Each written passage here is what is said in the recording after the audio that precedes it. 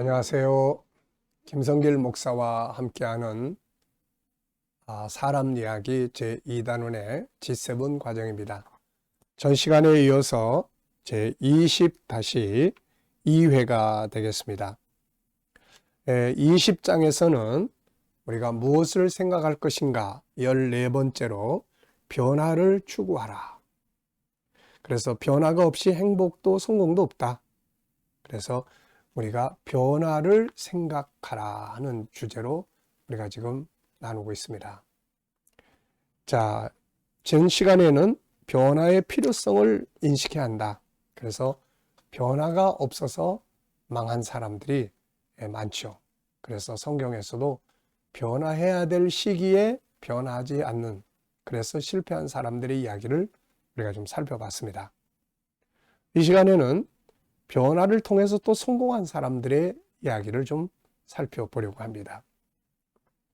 자, 페이지로는 133페이지입니다. 그러니까 우리가 이 생각이라는 기능을 잘 사용을 해야 되는데 항상 변화를 위해서 생각을 활용을 해야 된다는 거죠. 자, 끊임없는 변화를 이루어가면서 성공적인 삶을 살아간 사람들도 아주 많죠. 개인이든 기업이든 변화를 추구하는 곳은 살아남습니다. 그러나 변화하지 않는 것은 사라져가고 실패자가 되는 거죠. 그 이유가 무엇일까요? 세상은 끊임없이 변화하는 물결 속에 있기 때문입니다. 오늘의 산업 구조도 생활 패턴도 모두 급하게 변해가고 있죠. 오늘의 직업들이 20년, 30년 뒤에는 대부분 사라질 것이고 또 새로운 직업들이 만들어지게 되죠. 여기에 몇 가지 정보들을 실어놨습니다. 그래서 로봇이 앞으로 사람을 대체를 해서 일자리의 80%가 감소하게 될 것이다. 뭐 이런 내용. 10년 안에 현존 기업의 40%는 사라질 것이다. 파괴당하는 기업의 1순위는 지금 성공을 외치는 기업들이다. 그들은 변하려 하지 않기 때문이다. 자, 잭 웰치 지 전 회장은 변화해야 한다. 그렇지 않으면 죽는다. 이렇게 이야기를 했죠. 그러므로 기업이든 사람이든 끊임없는 변화를 시도하고 꿈꾸는 자들은 더 발전하고 새로운 관계를 이룰 수 있고 새로운 아이디어들을 창조해낼 수가 있습니다.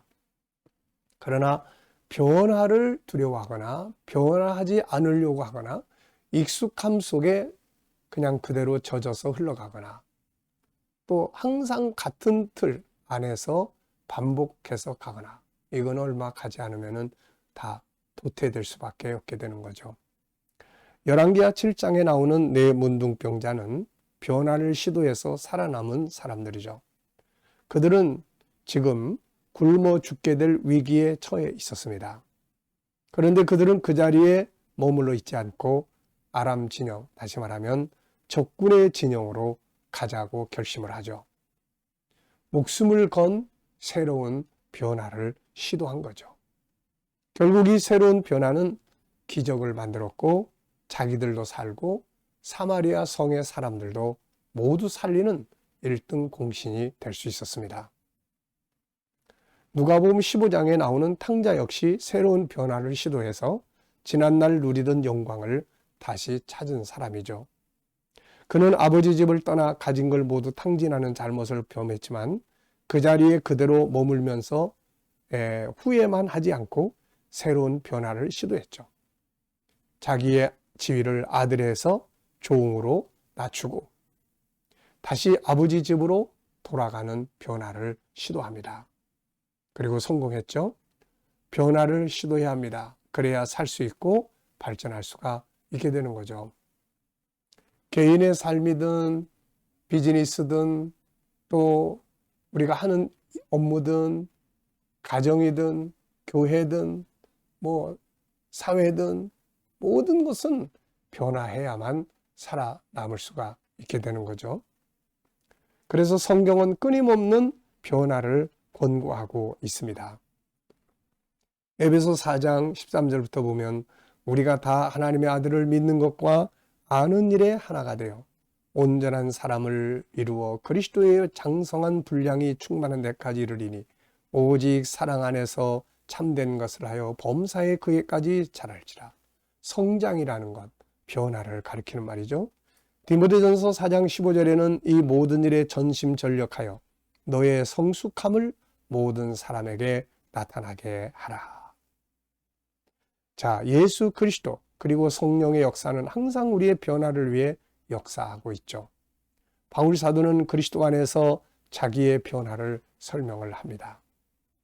고린도서 5장 17절에 보면 그런즉 누구든지 그리스도 안에 있으면 새로운 피조물이라.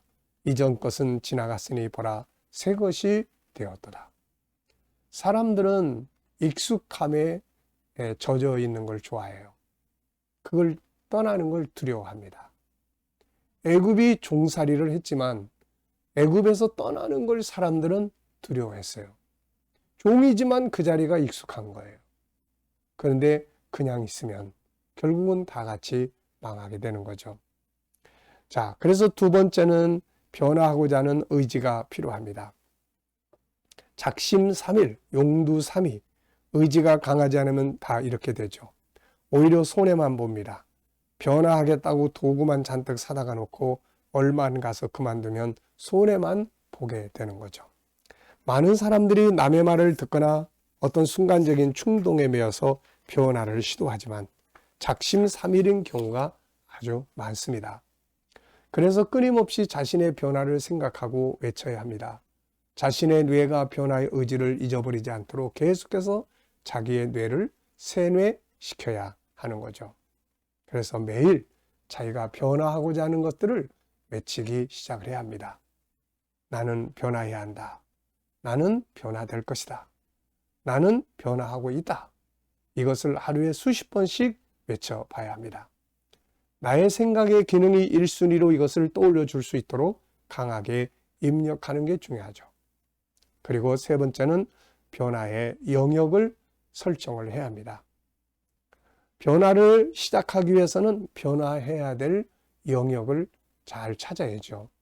도대체 뭐가 변화하고 싶은 건지, 어떤 영역에서의 변화를 하고자 하는 것인지, 성품의 변화인지, 인간관계의 변화인지, 업무의 변화인지, 경제적 변화인지, 건강의 변화인지, 영적인 변화인지, 삶의 패턴의 변화인지, 언어의 변화인지, 가치의 변화인지, 변화의 모델이 있는지, 그래서 무엇을 변화시키고 싶은 건지, 어디서부터 변화를 시키고 싶은 건지를 잘 찾는 것이 아주 중요합니다.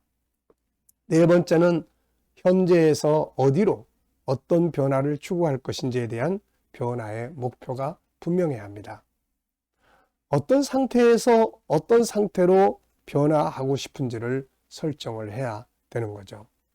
왜 그 영역에서의 변화가 필요하다고 생각하는지, 변화를 추구하는 이유는 뭔지, 어디서 어디까지 변화를 추구하고자 하는지, 현재 상태는 어떠한지, 변화하고 싶은 최종적인 목표는 어디인지.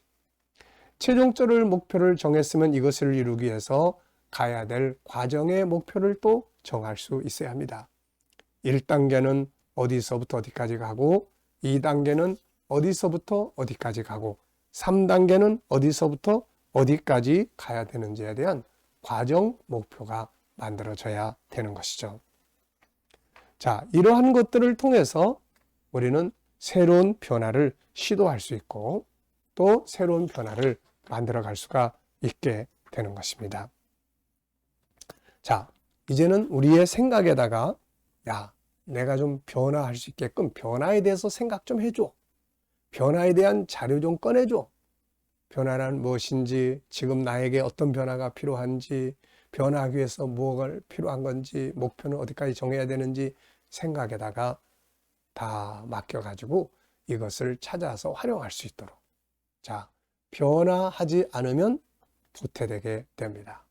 그래서 우리는 개인의 삶이든 가정이든 교회든 기업이든 비즈니스든 무엇이든 간에 변화를 만들 줄 아는 사람들이 되어야 하겠습니다.